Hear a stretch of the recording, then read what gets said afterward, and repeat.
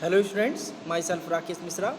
This is important video for class 9th, the health and diseases. As you all know, our syllabus is over and each and every point that I have covered, you should revise thoroughly. The due to corona pandemics from session 2020-21, many of our lesson and the topics get removed out. So the remain portion is important to you while the numbers do not get still reduced. So keep in mind, in previous few video lecture I have revised the tissue system as well as the natural resource. Now in this video lecture I will cover the important MCQs, exercise 1 marks, 2 marks and many more, that is true, false, fill in the blanks type question regarding the health and disease chapter. That is the last chapter of our syllabus. Before natural resource, about the health and diseases chapter I have discussed and many types of diseases like the infectious, non-infectious diseases. Among the infectious diseases, the viral diseases, bacterial diseases, fungal diseases, many more are actually over, and you need to focus whatever the importance of the chapter, that is the health and diseases. With the help of health and diseases chapter, you are able to recognize whatever the importance of health in our life and what are the basic method to tolerate the very infectious diseases, very dangerous diseases from the society. What are the concepts of immunity, vaccination and the different kinds of vaccination program that is launched by the government of India.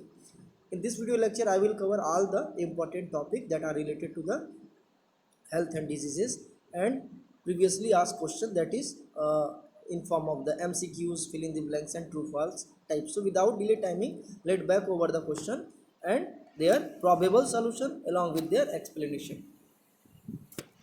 Here the quick revision of health and diseases, that is class 9. Now back to the question. First of all, the MCQs type question. Here the question is, you are aware of polio eradication program in your city. Children are vaccinated because, कह रहा है कि आपको polio eradication programme, आप pulse polio programme के बारे में आप जानते ही होंगे, ठीक है. कह रहा है चिल्ड्रंस आर वैक्सीनेटेड बिकॉज, कह रहा है चिल्ड्रंस जो है वैक्सीनेटेड क्यों किया जाता है, चिल्ड्रंस में वैक्सीनेशन प्रोग्राम क्यों किया जाता है. ऑप्शन क्या है? A, vaccination kills the polio causing microorganisms. Option B क्या है? Prevents the entry of polio causing organisms in the body. It creates immunity in the body. And D क्या? All the above. अभी कुछ points मैं आपको focus out कर दूं कि जो प्रोग्राम है वैक्सीनेशन का वो immunity based programme means when once you are get vaccinated you are get immune with the respected disease. जैसे आपको पोलियो प्रोग्राम के थ्रू वैक्सीनेट किया गया तो आपके अंदर क्या होगा कि पोलियो का जो पैथोजन है, ठीक है, पोलियो का जो आर्टिफिशियल पैथोजन्स है जिसको बताया गया था मिमिक्स ऑफ पैथोजन्स, वो इंट्रोड्यूस कराया जाएगा जिससे आपको थोड़ा सा प्रॉब्लम्स होगी बट आपको पोलियो नहीं होगा. बट धीरे धीरे आपकी बॉडी क्या हो जाएगी, उस पोलियो के लिए एंटीबॉडी बनाना शुरू कर दिया, यानी आपकी बॉडी इम्यून हो जाएगी, ठीक है. और जब एक बार इम्यूनिटी गेन कर लिया तो आपको पोलियो का अगर रियल वाला वायरस भी अगर अटैक करेगा तो आपको पोलियो नहीं होगा. तो ऑप्शन यहाँ पे क्या हो जाएगा? ऑप्शन यहाँ पे सी सही हो जाएगा. It creates immunity in the body, ठीक है, it creates immunity in the body. चलो आगे सेकंड पे आते हैं. सेकंड क्या है? Making antiviral drug is more difficult than making antibacterial medicine. कह रहा है कि एंटीवायरल ड्रग्स जो है वो बनाना काफ़ी कठिन काम है. किसके कंपेयर में? Antibacterial medicine. एंटीबैक्टीरियल मेडिसिन को क्या बोलते हैं? एंटीबायोटिक. यानी कि एंटीबैक्टीरियल बनाना बहुत आसान है लेकिन एंटीवायरल बनाना काफ़ी कठिन है. वायरस के लिए क्या बनता है? अमूमन जो है वैक्सीन बनता है. अभी जो देखो कोरोना वायरस चल रहा है उसका मेडिसिन कोई बहुत इफेक्टिव नहीं है. ऐसा नहीं कि मेडिसिन पूरी तरह से आदमी को जो है ठीक कर दे और गारंटी ले ले कि नेक्स्ट टाइम जो है वायरस का अटैक नहीं होगा, ठीक है.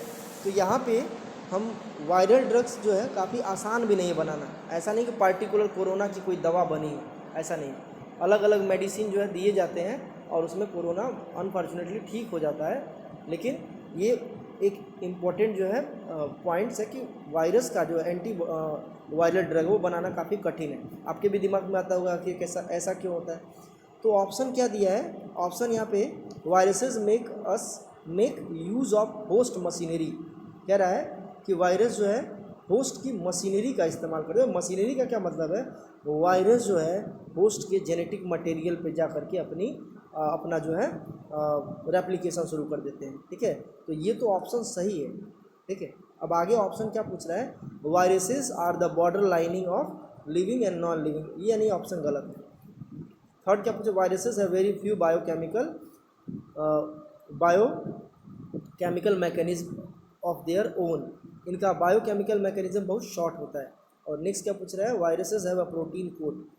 अब इसमें से हमारा जो ऑप्शन है वो फर्स्ट और थर्ड हो जाएगा, यानी कि ऑप्शन पूछ रहा है कि ऑप्शन फर्स्ट एंड थर्ड सही है कि ऑप्शन बी सही है कि ऑप्शन थर्ड एंड फोर्थ सही है, ऑप्शन ओनली फोर्थ सही है। तो ऑप्शन क्या हो जाएगा, ए।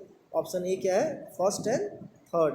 फर्स्ट क्या है, viruses make use of host machinery, यानी वायरसेस जो है होस्ट मशीनरी का इस्तेमाल करते हैं। और साथ साथ और क्या करते हैं, viruses are very few biochemical mechanism of their own, यानी वायरस का बहुत कम ही बायोकेमिकल मैकेनिज्म होता है। ये आपको इम्पोर्टेंट है, ये जानना है। चलो आते हैं नेक्स्ट क्वेश्चन क्या है, many of the people suffers from the problems of acnes and feel annoyed of the ugly skin texture caused due to the acne spots, can you guess the microorganisms causing these acne।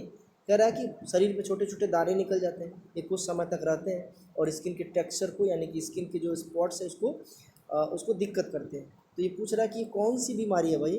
ठीक है, तो option number ये D हो जाएगा, staphylococcus. ठीक है, staphylococcus type के जितने भी बैक्टीरिया स्किन काज करते हैं, स्किन पे प्रॉब्लम क्रिएट करते हैं। ठीक है, चलो आते हैं क्वेश्चन नंबर 4 पे। क्वेश्चन नंबर 4 क्या है, if you live in an over crowded and poorly ventilated house, कह रहा है कि आप बहुत भीड़ भाड़ वाले और अच्छे से हवादार जो जगह होता है वहाँ पे नहीं बिलोंग कर रहा है। ठीक है, बहुत कम हवा आ रही है। देन यू में suffers from which of the following disease, कह रहा है कि आप इसमें से कौन सी बीमारी से ग्रसित हो सकते हैं। ठीक है, तो यहाँ पे बहुत सारे ऑप्शन हैं। कह रहा है कि कॉलरा तो कतई नहीं होगा, एड्स ये भी गड़बड़ है, एयरबॉर्न डिजीज़, और ये क्या है, फूड कैंसर। तो ये सिर्फ जो है थर्ड सही होगा, ऑप्शन ओनली थर्ड, यानी कि सी सही हो जाएगा। चलो आते हैं next, antibiotics are infective against the viral infection. For each type of viral infection, human body produce its own antiviral proteins that is released from the infected and dying host cells. What is proteins called? कह रहा है कि antibiotic जो है effective होते हैं कुछ viral, ठीक है, कुछ वायरल इन्फेक्शन के अगेंस्ट। कह रहा है each type of viral infection, यानी हर बार जो वायरल इन्फेक्शन होता है, human body produce its own antiviral protein. कह रहा है जब वायरस का अटैक होता है तो ह्यूमन बॉडी उसके अगेंस्ट में कुछ प्रोटीन बनाता है। ठीक है, कह रहा है जो इन्फेक्टियस वायरस के अगेंस्ट जो है काम करना शुरू करता है, उसी प्रोटीन का नाम पूछ रहा है। ठीक है, उस प्रोटीन का क्या पूछ रहा है, नाम पूछ रहा है। तो ऑप्शन क्या हो जाएगा, इंटरफेरॉन। ये हालांकि 9th लेवल का क्वेश्चन नहीं है, फिर भी आप समझ लें कि एक वायरस कोई सेल है, अगर वो वायरस से अटैक है, ठीक है, और वो अनहेल्दी हो जा रहा है, तो होता क्या है कि वो जो अटैक्ड वायरस वाला सेल है वो कुछ ऐसे प्रोटीन सिक्रीट करेगा जो पड़ोसी वाले किसी सेल को प्रोटेक्ट कर देगा। ठीक है, अब ये पड़ोसी वाला सेल यानी कि जो नेबरिंग सेल है, इस पर वही वायरस अटैक करेगा, तो ये वायरस उसको किल नहीं कर पाएगा।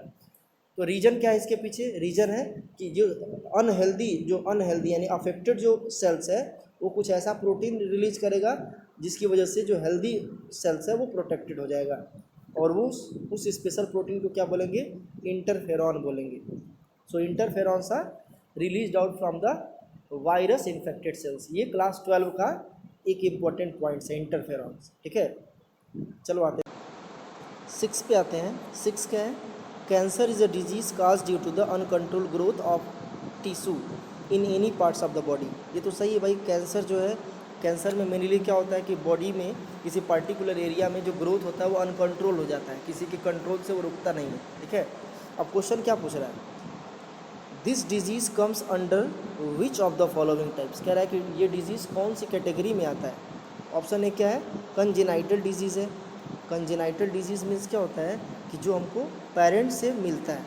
ठीक है, बी क्या, इन्फेक्टियस डिजीज़। सी क्या, non infectious disease, none of these. एक बात मैं बता दूं कि कैंसर खतरनाक जरूर है, लेकिन ये नॉन इन्फेक्टियस डिजीज़ की कैटेगरी में आता है, ठीक है। आपको जान के हैरानी होगी, मैंने कैंसर वाले पोर्शन में बताया भी था, ये नॉन इन्फेक्टियस डिजीज़ में सबसे खतरनाक डिजीज़ है। यानी कि अगर किसी को कैंसर हुआ है तो उसके बगल में रहने वाले किसी पर्सन से उसका कोई मतलब नहीं। ऐसा नहीं मक्खी मच्छर जिसकी वजह से काटने से इसको हुआ तो इसको हो जाएगा, कुछ नहीं। कैंसर क्या है? नॉन इन्फेक्टियस डिजीज़ है। चलो 7 पे आते हैं। The main symptoms of HIV AIDS infections are due to the facts that proteins body can no longer fight off many minor infections and hence become the reasons of the patient's ultimate death. This happen because कह रहा है कि ads या HIV के infection, देखो ads क्या है? बीमारी है, एक्वायर्ड इम्यूनोडिफिशियंसी सिंड्रोम। HIV क्या उसका? HIV एड्स का पैथोजन वायरस है जिसकी वजह से एड्स होता है। और इसमें क्या होता है?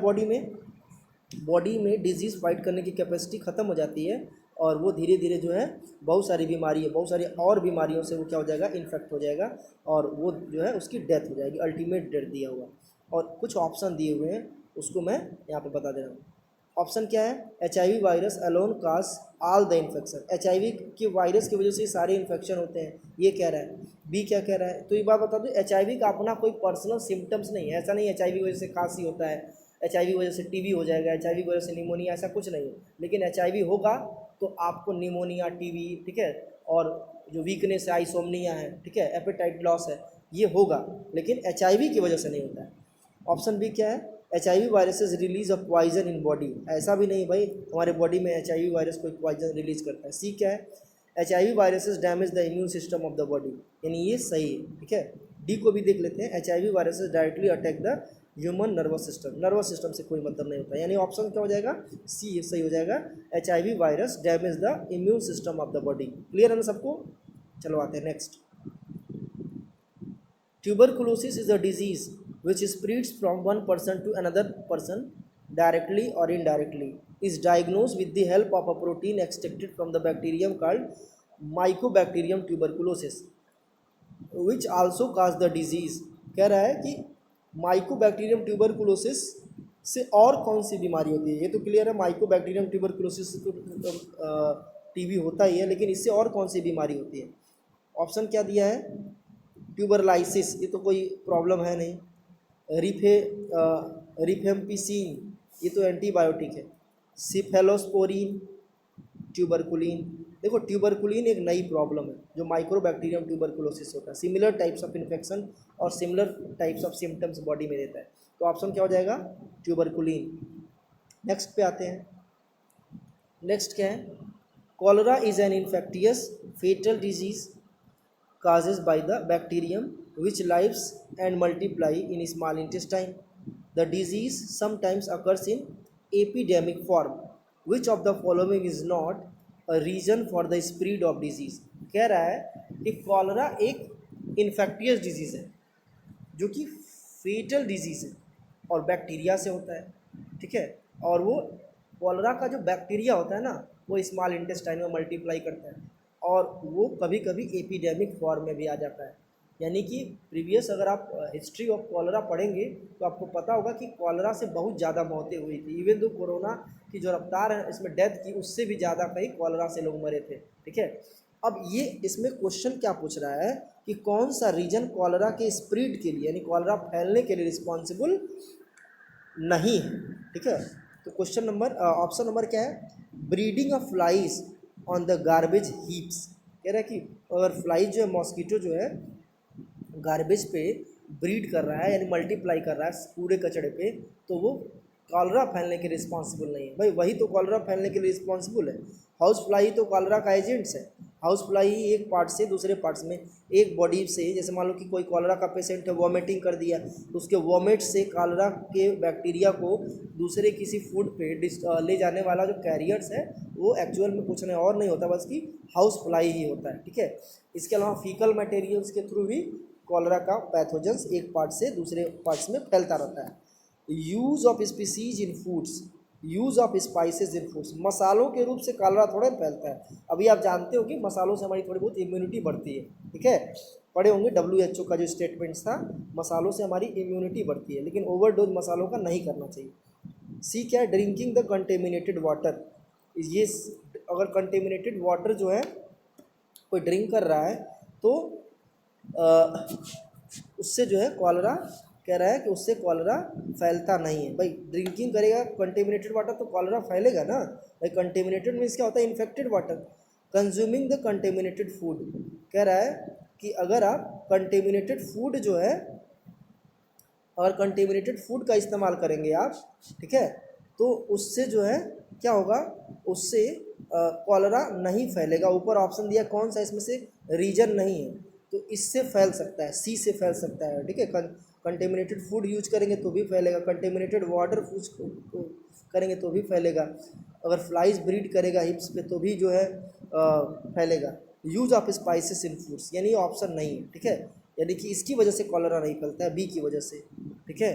चलो आते हैं नेक्स्ट। अब 10 नंबर क्वेश्चन पे आते हैं। 10 नंबर क्या है भाई, उसको चेक करते हैं। विच of the following is an incorrect statement about the tuberculosis. Tuberculosis को जनरली आप क्या बोलते हैं? टीबी बोलते हैं, ठीक है। अगर आप पढ़े लिखे हैं तो उसको टीबी नहीं बोलेंगे, ट्यूबरकुलोसिस बोलेंगे, ठीक है। क्वेश्चन ये ऑप्शन ये दिया है, it is caused by salmonella. देखो ध्यान से, इनकरेक्ट ही छाटना है। कह रहा है it is caused by salmonella, तो साल्मोनेला से तो होता नहीं है, माइक्रोबैक्टीरियम ट्यूबरकुलोसिस से होता है, यानी ऑप्शन 1 गड़बड़ है। और कौन सा ऑप्शन गड़बड़ है? It commonly attack immune system, immune system से इसका कोई मतलब नहीं होता, यानी ऑप्शन 2 भी गड़बड़ है, ठीक है। थर्ड क्या, बैक्टीरिया रिलीज ट्यूबरकुलिन टॉक्सिन, ये सही है। पेशेंस स्पटम कंटेन्स ब्लड, यानी पेशेंस जो खांसता है या फिर छींकते हैं या फिर मुंह से कुछ निकलता है म्यूकस, उसमें जो है ब्लड होता है, ये भी सही है। यानी कि 2 सही है 2 गलत है।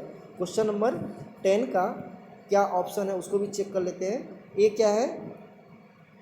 थर्ड एंड सेकेंड, ठीक है, ये तो गड़बड़ है। थर्ड एंड सेकेंड जो है इनकरेक्ट नहीं है, सेकेंड तो इनकरेक्ट नहीं है, ये थर्ड इनकरेक्ट नहीं है। ओनली ओनली सेकेंड, ये भी गड़बड़ है, ठीक है। ये क्या है? Third and fourth. डी क्या है? First and second. तो फर्स्ट एंड सेकेंड इनकरेक्ट था, बाकी सब सही था, ठीक है। तो ये डी ऑप्शन हो जाएगा इसके लिए। नेक्स्ट पे आते हैं। नेक्स्ट क्या है? Mosquitoes are often seen breeding on the stagnant water, we should not allow mosquito to breed in our surrounding because, कह रहा है मॉस्किटो जनरली स्टेगनेंट वाटर पे ही होते हैं। ये तो क्लियर है, स्टेगनेंट वाटर पे ही होते हैं, ठीक है, क्योंकि यही उनका जन्म सिद्ध अधिकार है। स्टेगनेंट वाटर क्या होता है भाई, उसको बता दे, ठहरे हुए पानी पे, ठीक है, जो पानी रुका हुआ है, जो बह नहीं रहा है, उस पर मॉस्किटो जो है ज़्यादा ब्रीड करते हैं। कह रहा है कि we should not allow mosquito to breed in our surrounding because, कह रहा है मॉस्किटो हम अपने सराउंडिंग में अलाउ नहीं करते हैं, ये करना भी नहीं चाहिए। रीजन क्या है? रीजन कुछ ऑप्शन के थ्रू आपको दिया हुआ है। Because they multiply very fast and cause pollution, भाई पॉल्यूशन कहाँ से काज करता है मॉस्किटो। बी क्या है? Are vectors for many disease, यानी बी सही है। Bites and cause skin disease, skin disease से कोई मतलब नहीं। आर नॉट इम्पोर्टेंट इंसेक्ट्स, ठीक है, यानी बी सही है, ठीक है। चलो आते हैं नेक्स्ट। नेक्स्ट क्या है?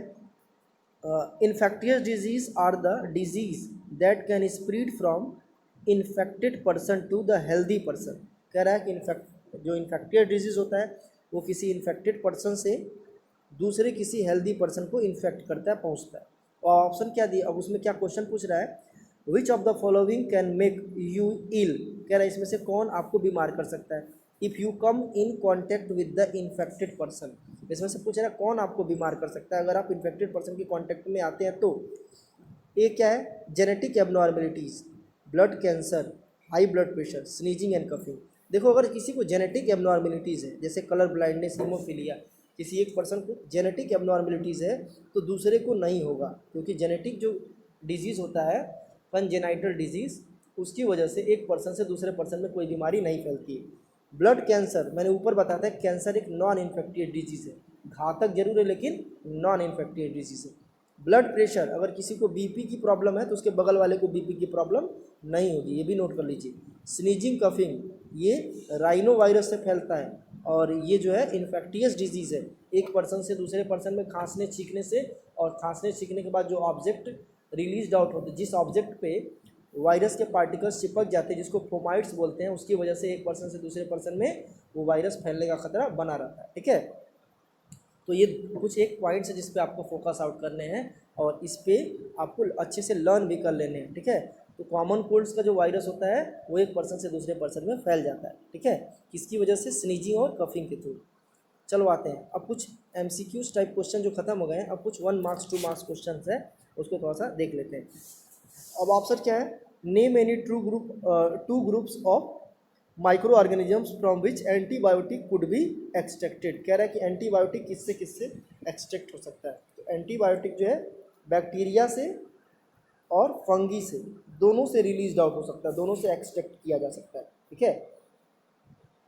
14 क्या, what is the purpose of vaccination. ऊपर के क्वेश्चन में बताता कि during the process of vaccination the person get immune in order to getting the mimics of pathogens by means of regular formation of antibody in the body, and later even if the pathogens, real pathogens attack to the immune person or vaccinated person, then the person able to fight with that kinds of pathogens. So the purpose of vaccination is to create the immunity or develop the immunity in the any person, ठीक है।